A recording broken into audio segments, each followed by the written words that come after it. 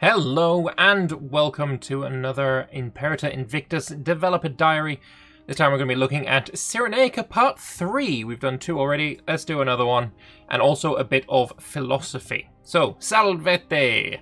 Today we're talking about philosophy, the Greeks and Cyrenaica, so I'll hand you off to Torugo and J. Philoponus. So, Torugo is back for the third of 4 Cyrenaica dev diaries. This time we'll be revealing the last branch of the main Cyrenaica missions that were still missing, as well as talking a little bit about the choices you'll have to make if you think there are already way too many Greeks running Africa. Before that though, I'll hand it over to J. Philoponus to talk about the work that has been done to better portray philosophy in the game. So, while cities such as Athens and Alexandria are better known for their intellectual endeavours, several other cities and states played an important role in the development of Hellenistic philosophy. Cyrenaica is one of these cities, and as part of Torugo's work on this region, the aspect of Hellenic culture has been developed in the game. It only made sense then to use the existing mod infrastructure from 5 Schools mod, which had been developed prior to the launch of Invictus. As of now, we're integrating the mod for the purpose of Cyrenaica flavour and adding contents for that nation, while we're developing novel ways for the 5 schools to broadly interact with the world of Imperator.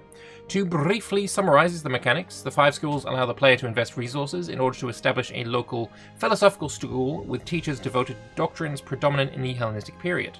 After constructing an academy and a library in a province, a decision can be taken to found a school, which gives a local province modifier unique for each school. Then characters are automatically generated who will teach the doctrines of that school.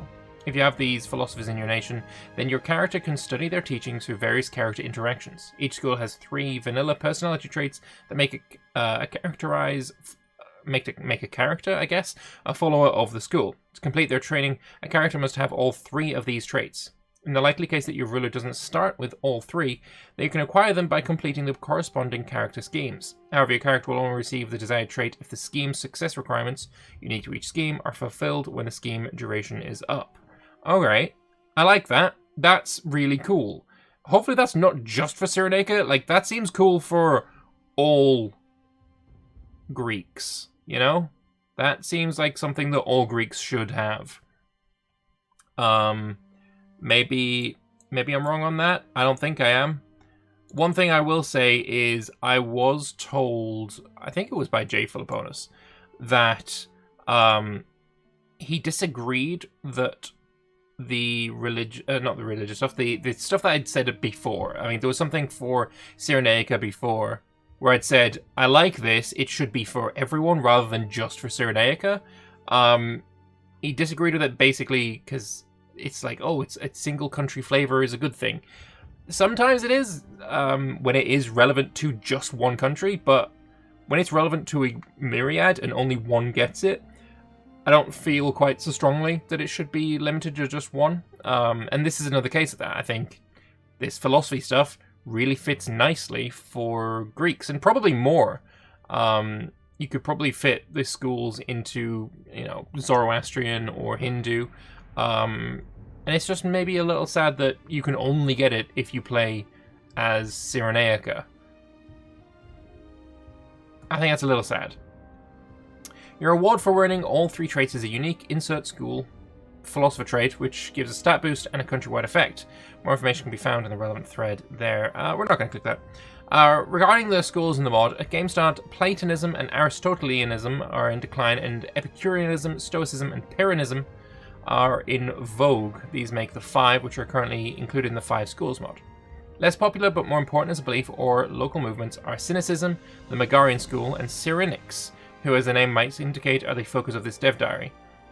Having the Cyrenaics be the only one to be able to go down the Cyrenaic school, maybe Epirus is the only one to go down the Pyrrhonism school. I assume that's based on Pyrrhus. That is the kind of individual flavor I like, but looking the entire thing behind, oh, you gotta play as Cyrenaica. They're the only one that gives a shit about Plato or Aristotle, you know?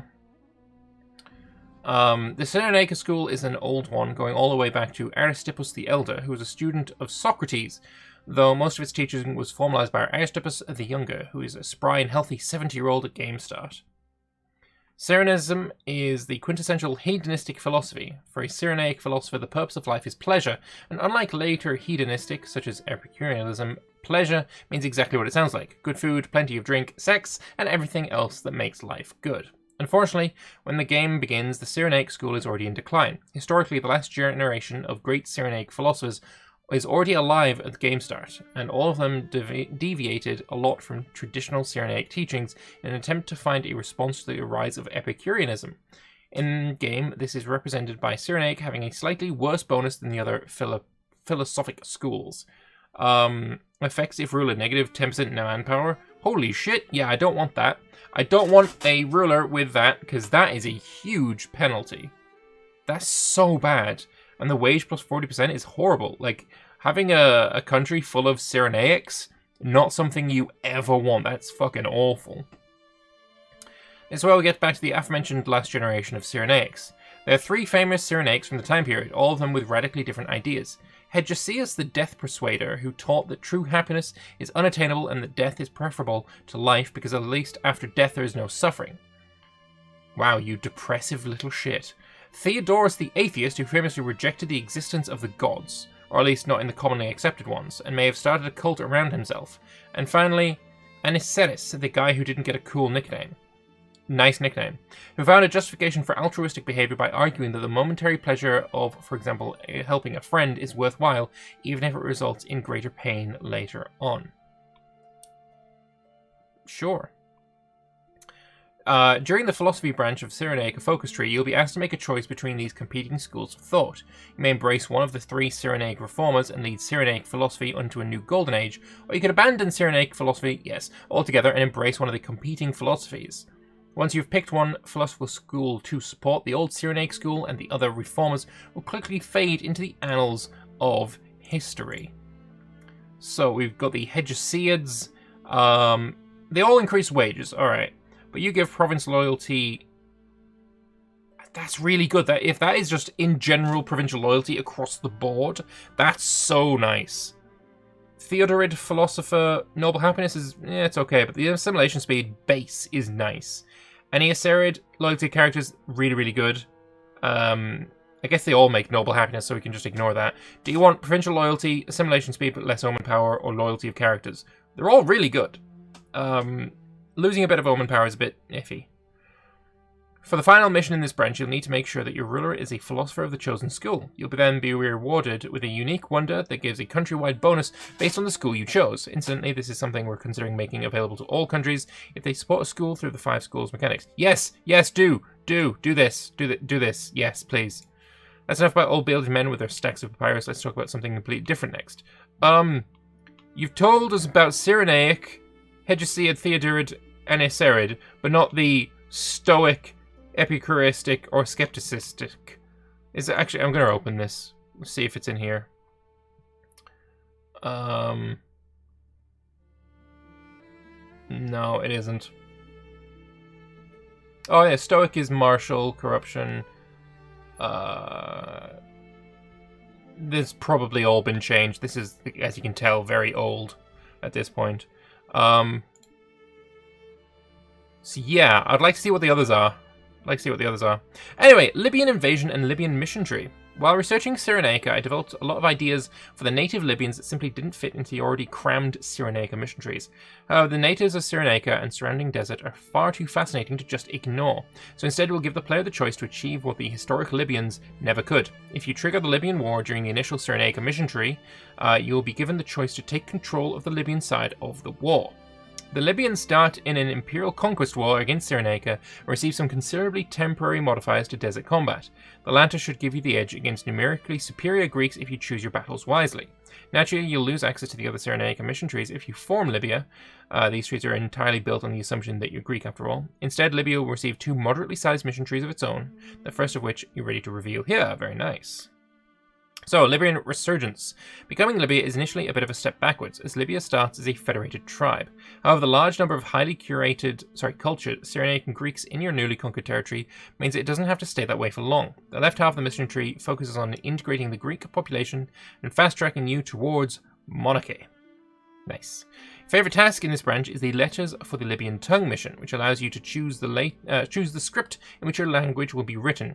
You could just adopt the Greek alphabets that are already so common, but if you entice a Numidian or Mauritanian character to join you in your court, you can instead choose to adapt the Tifana used by your fellow amazing be Berbers in the West. Your fellow amazing Berbers in the West. Yeah, sure, whatever.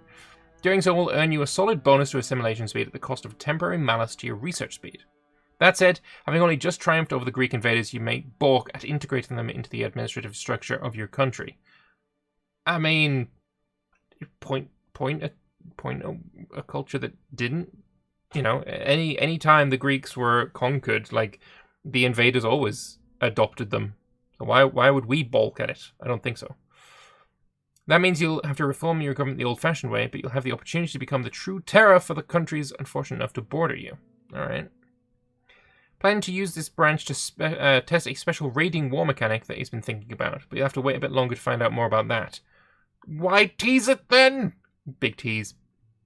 Better resolution of the whole tree. Cool. Nice. Some interesting stuff in there. Raiding the cities of the West. I want to see what that raiding is. That's not it for the Cyrenaic Dev Diary. The final Cyrenaic Dev Diary, which you can expect several weeks from now, will have the second Libya mission tree, some content for Egypt if it gets overtaken by the Magos, as well as a grab bag of minor features that haven't had the chance to show off yet. And then back to Snowlet. Just for general info, none of the content is in the public workshop version yet. All of it will be put in the large update, which will be announced shortly, 1 week before it gets released. Alright, lovely. Again, I mean, the bits that talk about mission trees, I'm generally not super fussed on. I mean, yay, mission trees, great. I do like this. I do like the philosophy schools. Like, that's really, really cool. I love this. And yeah, I hope that it's going to be available for all Greeks. Because it kind of makes it, right,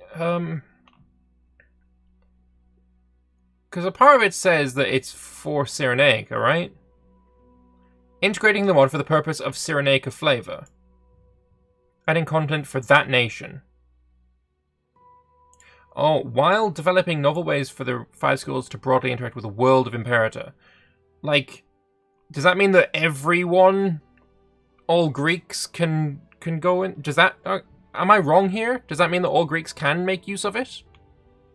Because if so, really cool. Like, this shit is amazing. I love this. I'm just not a big fan of, like, it being locked to just Cyrenaica. But if it's not, then fantastic. Yeah. If that's the case, then fantastic. But I'd like to know what you guys think. So please, in the comments section below, let me know what you think. Do you want to... Which of these schools of thought do you fall into? Are you a Cyrenaic? Do you like yourself food, drink, and sex, or are you stoic? Are you anisected, or all of that shit? What are you? Let me know in the comment section below. But until then, thank you very much for watching. I hope you've enjoyed watching this latest Dev Diary video, and I'll see you in the next one. Bye bye.